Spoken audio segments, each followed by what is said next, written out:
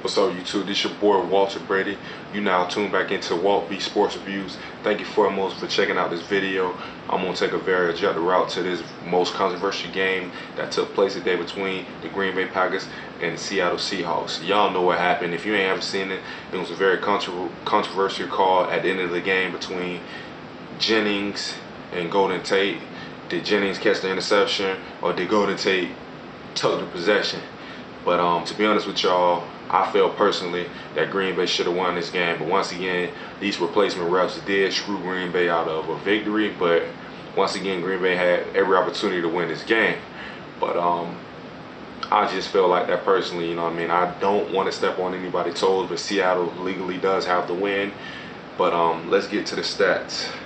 This game was ugly. It was a perfect type of environment for Seattle to win. What I mean was the final score was Green Bay had 12, Seattle had 14. What I mean by ugly game was Aaron Rodgers got sacked 8 times in the first half. That's crazy. Looking at my stats, Chris Clemens had 4 sacks in the first half. I was just looking, it was just like a bad movie.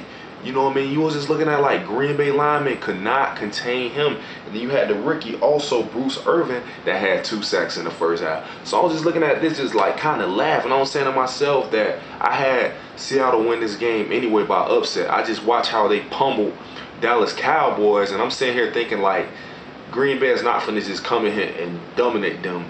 You know what I mean? Just looking at the history of when Pete Carroll got there, he has really instilled into his team to take advantage of home field advantage, beat people with your defense, depend on Marshawn Beast Mode Lynch, and just get a quarterback that just can make some throws but just do not lose the game. That's the perfect formula, in my personal opinion, to win a Super Bowl. If you got an okay quarterback that can make timely throws, don't make mistakes, and you got a legitimately hard-nosed, stifling defense, and you got a monster running back like Marshawn Lynch is, you got a very good formula to go far in the playoffs and possibly win a Super Bowl. But personally, to me, Aaron Rodgers did not, they haven't really looked spectacular to me. These first 3 games, looking at Green Bay, they don't look like the same Green Bay Packers to me. I know Greg Jennings was kind of banged up, but he played. I feel like if you're a player, being an athlete myself, you stuck between them lines, you ready to play, hurt or not hurt. So they don't look the same. But Aaron Rodgers' stats for today was Aaron Rodgers went 26 out of 39, 223 yards. To me, that's not Aaron Rodgers like. I feel like Aaron Rodgers consistently throw for 300 or more a game, but he did face a very stifling defense in Seattle. His lineman was suspect in the first half, but during the second half, they was in a very good rhythm. Aaron Rodgers was making very accurate, timely throws. One of the throws that struck out to me, I want to say early in the third quarter, he scrambled to his left, throwing across his body, throwed a zip to, I want to say, what is his name? I can't call his name right now. I think it was Jermichael Finley. It was just a very timely throw, but don't quote me on that. But it was the point I was trying to make is Aaron Rodgers is just a special talent, special quarterback. You can name him the best or second best depending on your top 5 or your top 2. But Green Bay offense just looked okay. It's like Cedric Benson started towing the rock. He started having some timely runs, but when I look at the game, looking at his stats, he had 17 carries, 45 yards, 2.6 yard average. I mean, in the first possession of the second half, they ran him, I want to say like 7 times within a drive, a very long drive. But Seattle, man, they just played stifling defense. To have them 8 sacks against an all-pro superstar talent like Aaron Rodgers, I was very impressed about their defense. But just looking at Green Bay stats, their defense was okay. You know what I mean? Like, I ain't suspecting Seattle Seahawks to have a lot of yards. I'm not expecting that with a rookie quarterback in a running game. That's a big bruising back in Marshawn Lynch. So I'm gonna move over to Seattle. Looking at Seattle total yards, by the way, they had only 238 of total yards. They had 127 yards total on the ground and 111 yards, excuse me, in the air.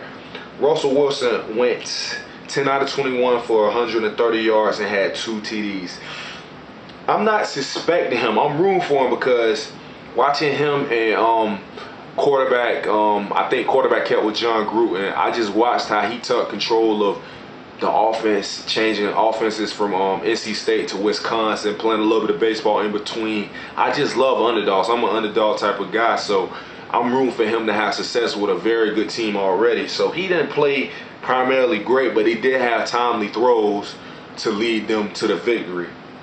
Marshawn Beast Mode Lynch had 25 carries and 98 yards with a 3.9 yard average. Me being an ex-running back in high school, I love these big bruising running backs like Michael Turner, Marshawn Lynch. I'm trying to think of some more. I can't think of no more right now, but I like them big bruising backs. Every time I see this guy run, he excites me because he punishes you every time, and as a defender, you get sick of hitting a big bruising back like that. And I was just waiting for him to get like a 20-yard run, but he never did. But receiving wise, Golden Tate had 3 receptions for 68 yards. Sidney Rice only had 1 reception for 22 yards. And that's pretty much was it for their receiving corps. Somebody that's really not panning out to me, I thought would be good, but Braylon Edwards did get hurt in the first half, so he didn't play. But Sidney Rice, when he played with Brett Favre them last, I mean, like I think 2 or 3 years ago, he was monstrous. But this is just like, I don't know why he's not being very effective. When you 6'5", you know what I mean, you're a receiver, you got a very good chance to make plays, but he's not really panning out with the new quarterback in Russ Wilson. Braylon Edwards got hurt, but the main reason, that Seattle won this game was their defense. I'm gonna keep hanging my hat on that. If y'all not familiar with me, I try to keep it real with y'all, keep it 1,000 with y'all. Seattle won this game because of their defense. Countless times they kept Green Bay to field goals in the red zone. I'm looking at myself like, Aaron Rodgers is going to score.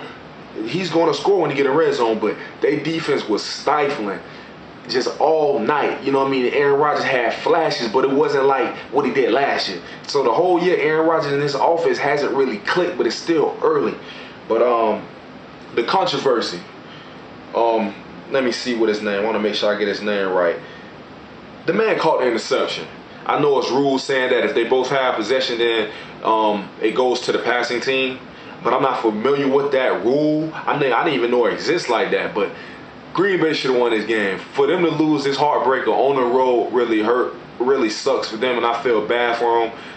Just looking at my Twitter, people was just going crazy on these refs. We need the real refs to come back, man, because games should never be decided by officiating. It should be decided by the players, and that's just being an athlete. That's just you being a competitor. But the controversy with Jennings not intercepting that ball, he pretty much cleared everybody. Good vertical jump to get an interception. They should have gave that win to them. And they had a controversial call late in the fourth quarter where Sidney Rice clearly did push the man to try to catch the ball, and they didn't call that. They called defensive pass interference, and that was a very controversial call to put them even closer to the goal line. So it just goes to show you that officiating is dictating this game early on. So we just hoping, and I'm praying that the real refs come back. But I'm not going to drag this video on. I feel personally, man, it was a very good, hard-fought game despite the officiating. If you like this video, give me a thumbs up. Stay tuned. Forgive me for not producing videos for y'all guys. I almost kind of had other things to do, but stay tuned, man. If you're new to my channel, man, subscribe to my channel. I feel like you'll be entertained, you'll be enlightened, you'll be informed, and all that good stuff. If you haven't already subscribed, give me a thumbs up, and I'll talk to you soon. This your boy Walter Brady signing out with Walt B Sports Reviews. Y'all have a good night, good morning, wherever part of the world you at. You have a good day. See you.